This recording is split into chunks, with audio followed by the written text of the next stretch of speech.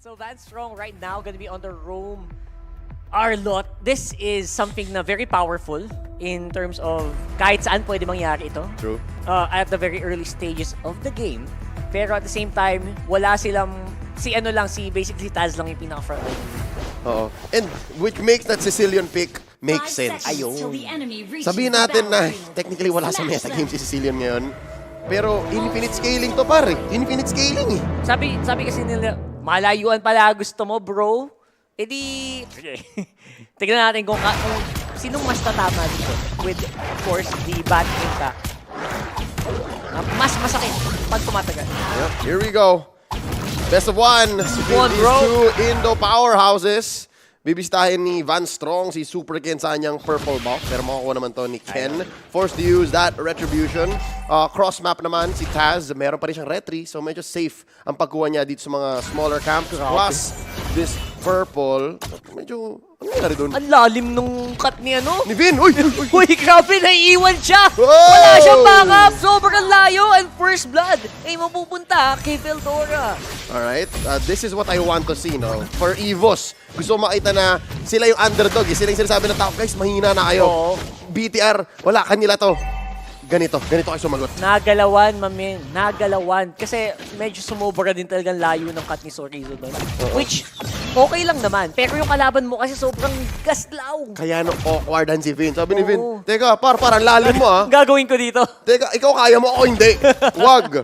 So, in-spread lang nila masyado yung yung forces nila doon. Correct. Pero technically, kaya nga nila mag-survive ng matagal doon. Oh my goodness! Here we go. There you go. Here's the backup coming in from Super Ken. Naku po! Wala sa direksyon. Ang Appraiser's Rat. May bawing kill para dito. Oy. Sa BTR. Rodora, nako po, nakadoble Take that ang too. Dragon Warrior. Grabe naman. Best skin for the Akai. Actually, no doubt. medyo nalalason ako dun sa Halloween skin. Halloween Gusto ko skin. yun eh. Parang gusto Gusto ko yun eh. Pero here we go, top lane. Nasawa ka na pa kay Dragon Ball. Duma, maganda siguro. Shuffle ko siya, di ba? Is it still on the store? I'll get it later. It's in the store. It's in the store. Alright. Anyways, turtle fight now. 2 minutes in, 10 seconds. Top lane, 2v1, Duma. Ano nangyayari sa turtle pit? Kasi pwedeng mamalay si Duma dito eh. Duma, pwedeng mabigyan. Pero nangyayari sa baba. Wow! Ngayon, nagsasayawan. So, Rizzo. I-dive ni Van Strong. Pero hindi yun sapat. Veldora on the sides. Benedetta is ready to go for the kill. Pero si Super Ken, Oh! kinukuha mag-drive-by. Hindi nga lang kumagat. Mali sa timing. Going over para sa kanilang turtle. Etong Evo. Okay, meron akong theory, no? Can't say for sure, pero guys, kaya nagawa ni Super Ken yung ganong klaseng cut-through. Maneuver. Para siyang nag-facing, no? Oo, It's ganda because eh. may guiding wind, may headbutt, tapos heavy spin.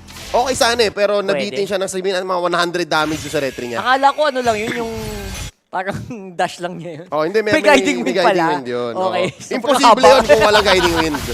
Ayan. So Super Ken, at the very least, hindi naman sila pwedeng bulihin masyado itong Evos right now, who are definitely ahead by a small amount. Pero the gold still inside the BTR. Yes, ang explanation ko dito is because yung mga moves ng Evos, yes, nananalo sila, maganda yung conversion. Pero the farm is more focused on the BTR. Wait lang, fight yata to. Ang laki, 5-man, 5-man, no? Sa 5-man, si Sakin malapit na din. Pero Super Ken, medyo mababa ang buhay. Vin, hindi po ang makahanap ng first one. So Rizzo, beautiful penalty zone. Pero hindi muna sila lalaban. Nasa ilalim ng tore, kalmahan muna. Alright. Teaser trailer lang yun, par. Yun yung tipong, panoorin yun. Pero may the moves sila. Oh, may the moves. Yun yung Oo, parang... may schedule na. Narinig mo na yung kanta ng yung Avengers. Tu, tu, ta, tu. Yun eh. Kasi Oo. kulang lang sila ng damage. At literal na superhero landing yun. Oo. Pero kung tama yun, and then siguro may damage na talaga si Moreno, wala yun. At least double kill. That's true. Pero pinakita din doon ng Evos na kaya naman nilang maka-eskapo kahit paano. Yes. Kailangan, kung gagawin niyo yan, make sure na mapapabagsak niyo talaga kami. If anything, dun lamang ang EVOS. Sobrang mobile ng lineup nila. Save for maybe Taz and Duma. Lahat sila magandang dash. Lahat sila pwede mag-in-out, in-out. Ayan na, yun, pinilit mag-dash ni Van Strong with the final slash. Pero syempre, yung BTR, kung yung Evos magalaw, madaming movement, paano pa kaya yung team na may guiding wing? Iba na yun. Paano pa kaya yung Matilda, di ba? So, Kailangan nilang bawiin yan kasi meron silang stationary hero. yun na. Meron silang Sicilian. Sicilian. Na ngayon, nasa totoo lang, 5 minutes in, medyo nagugulat ako na hindi siya pinapressure ni EVOS. But I also understand why. Wait lang! Uy! Oy! Si Vin, naku po! Nabigyan yata sa gilid. It's a 4v5. Umiikot-ikot. Super Ken! Secret pa rin ang mga kadali. Beautiful timing doon sa Astro Recall. Super Ken can go down as well. Trying to go for the retribution. Sorizo, wala na magawa. Naglalakad-lakad na lang. Si Van Strong with the flicker out. Si Sakin, naiwan sa kusina. Napakataba ng kanyang Bruno. 2-0-0. Iyon ang sinasabi natin. Kanina pa nagto-2v1 sa taas. Kaya si Doma forced to early swap here. Well, just on time actually. Si Sakin lang yung medyo matigas ulo. Eh, hindi muna ako. Kunin ko lahat ng creeps na to. Anyways, ang nangyari doon, yung EVOS, sumagot na sila. Sabi ng EVOS, Eto na. hindi, sige, medyo hindi, pumapal yun eh. Pumapal yung retry ni Super Ken eh. Pakitaan nga natin, isa pa. Ganito kasi yun. And Diba? now I'm wondering, nako-frustrate na ba si Super Ken? Ang ganda sana ng Kanina pasok pa niya eh, no? Men, kung ako, nakita nyo na ako magkakaya. Alam nyo paano ako mag-jungle. Ayan na. Minsan may feeling ako na, akin na to. Oo. Sa totoo lang ako minsan, natitilt ako pag, teka lang, bakit hindi ko nakuha? Perfect na nung ikot mo, no? Ganun. Ngayon, it's translating onto the map.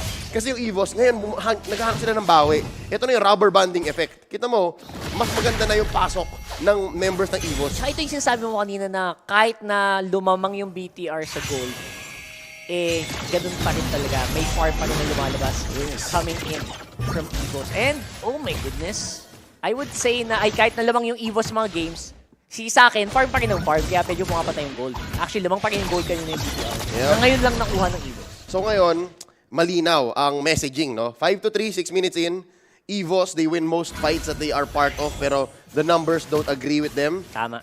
Nag-aano sila ng power spike.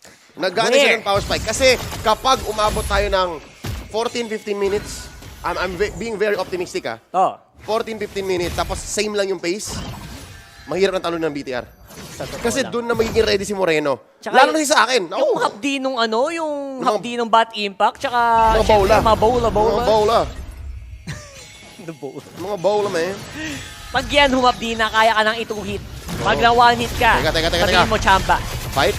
Oh. Na, so Rizzo, of course, gonna be using penalty zone. Medyo defensive nga lang.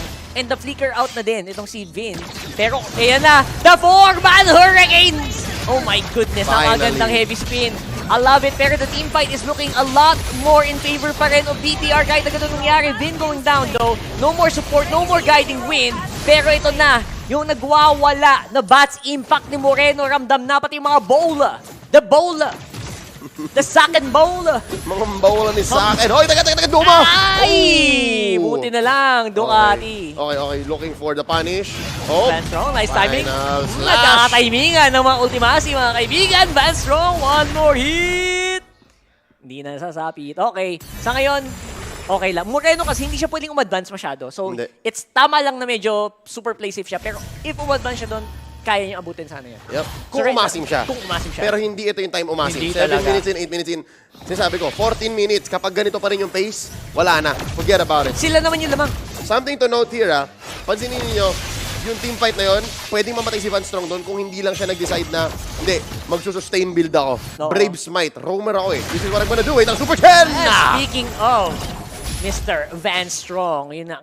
Yung mga ano niya, yung mga final slash niya, in fairness, lahat halos ang laki ng impact. Sobra. Ang laki ng impact, either saving him or making sure that the enemy, yung BTR ngayon, gumagamit ng mga skills. Yep, ang galing na talagang bumasa ni Van Strong in terms of how his ult and his kit will change the way the team fights will go. Oo, No? yung reaction niya no? Iba? Kasi ganito hindi pa tayo nakita ng flicker final slash. Yeah, in fairness, mahirap na yun ngayon. Kapag nakita natin yun, Oo. pwedeng mapigilan yung power spike ng BTR. So ngayon, EVOS, bola, again, yung bola ni Saken. Pero hindi, yung bola nasa court ng EVOS. Ngayon kailangan nilang bilisan. Yun. So, inagaw yung bola kasi bato ko ng bato ng bola. Ayan, naagaw tuloy. Oo. Diba? Ayan, Nasa process sila of making agaw. Ayan. So, ito na yun. It's gonna be a good position for EVOS dito sa unang Lord ng laro.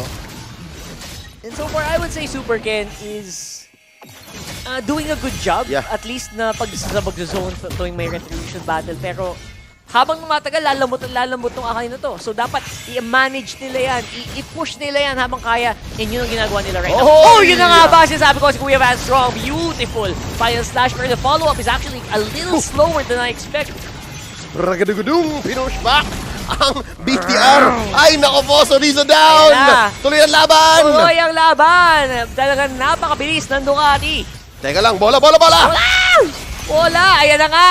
3-man knock-off with the Circling Eagle pero wala naman masyadong follow-up means that okay pa rin ang EVO's Legends right now. Pwede pa sila mag-re-engage although low na sila Van Strong and Veldora. That means na full reset. Klaseng dance yun, diba? Lord dance yun technically. Oo. Pero para sa slaman. Nag Para kang pumunta ng rock concert tapos dash battle. hindi mo ine-expect pag uwi mo ang dami mong pasa sa legs. Oo. Nagslaman lang pala. bugbog lahat! Walang uuwi ng walang bukol! Grabe yun din. Nakwento rin ni Francis yun kasi never pa ako may nakapunta ganun sa ba? ganung concert eh. May ganun sa kanila? Oo. Hardcore pala ng Francis. Intense rock and roll. Anyways, Ayan! isa pang sayaw! Another rock and roll moment here para kay Super Ken. Na-counter yung final slash ni Kuya Van Strong. Hinahanap na lahat ng inikutan, tinamaan ng Beyblade, lahat ng miyembro ng EVO's Legends. Pero sila kayo nakakabang. Naku, wala na naman si Kuya Bean. Wala na naman ang Guiding Wind. Going down is the Appraiser's Wrath. Pero okay pa rin naman si Kuya Taz. Although hindi bumalik ang kanyang buhay. Which means, naku po, reset na naman yata para sa EVO's kahit sila yung nakapitas. And with that, okay na. Sa totoo lang, kung kunyari may napanish at nabawian, yung pagkapatay kay Vin, tapos naging 2-for-1 pa yun, nako doon magsisi ang EVOS. Pero, dito na makikita na BTR, alam nilang hindi pa nila hit yung power spike. Pero wait lang! Yung Red Trinitas! Oh my goodness! Oh my kulay! Lahat ng plano ng BTR napunta sa hukay dahil lang sa isang retribution ni Kuya Taz. Grabe, iba talaga si Kuys. Ay, nako. Binasic lang, mamin. Yun ang maling basa na sitwasyon. Yun ang Asinicus. Asinicus totalus. Oo, Asinicus totalus. Boss, hindi ganon. Kasi sabihin ko, okay eh. Yung BTR, alam nila na okay, we can stay. Oo. Pero hindi yung magsistay, natatapusin mo yung Lord. Feeling ko, yung ganong klase sitwasyon, muscle memory yun. Kasi di ba Muscle recently, may patch na magbabago yung dynamics mo sa Lord Dance. Hindi nila na-expect na, teka, ang baba na pala ng buhay natin, mamatay tayo dito, tapos pumasok si Taz. Salamat sa retry, papatayin din namin kayo. Actually, ang ganda nga nung patch niya. Check Kasi ito, hindi pwedeng sobrang tagal ng Lord Dance. Oo. Kasi mahapde. Bang! Pero kita mo, basic na basic. Wala man lang ginawa yung ibang miyembro nila. Then, tatlo sa BTR kalahati buhay. Kaya nga naman yung final slash na yun, talagang final slash. Talagang katapusan. Napakaganda. Napakagandang movements here from EVOS, making it look so seamless. And nga, now it's gonna be the defense. Oh my goodness, Van Strong. Buti, wala silang pinalawa pero looks like the damage has already been done. Eh, Bart, Grabe. kita mo yung hinahawi yung mga miyembro ng BTR. Ma'am sir, dito lang po tayo. Parang siyang bouncer, ma'am sir, dito lang po tayo. Diba? Tapos may tali. May ano, may yung pula, yung velvet Yung line. pang-event, oo. Yung pang-events.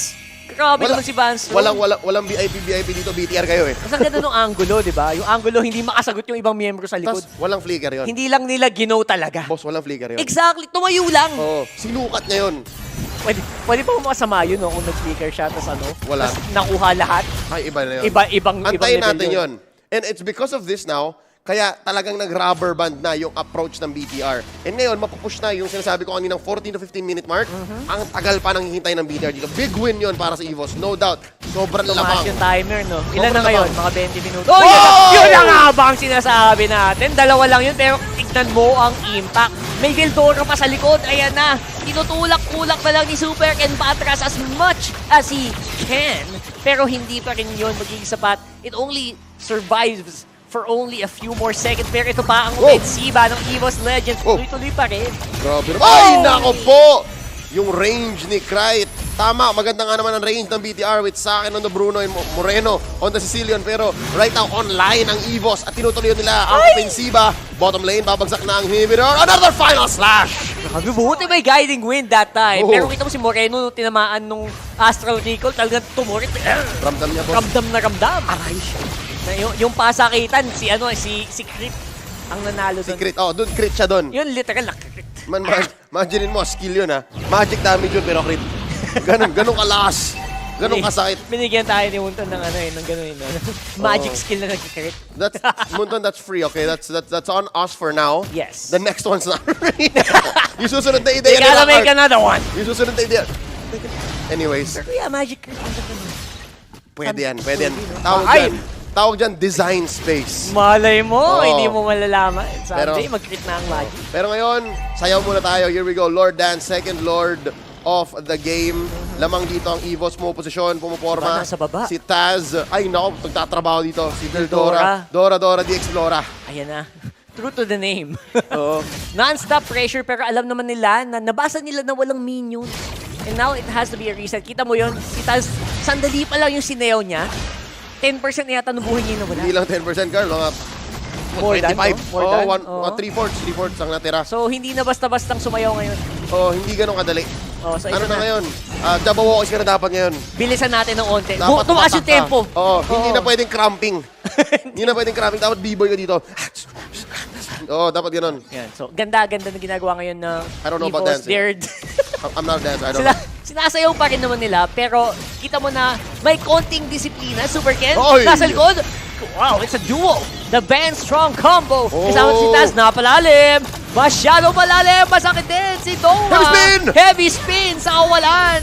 Ayan na, nagwawala na ang mga Tigers. They're going straight to the back line. Si Vin, 3-man nakakapunta sa circle. Bang! Eagle, hindi pa rin sapat. You can go down. Everyone's slow, pero dahil dito, confident yata sila na kayang-kaya na makuha ang Lord. Malinis. Yung BTR, kahit ano sabihin natin, meron silang sakit nila in terms of range, in terms of damage, when it comes to scaling.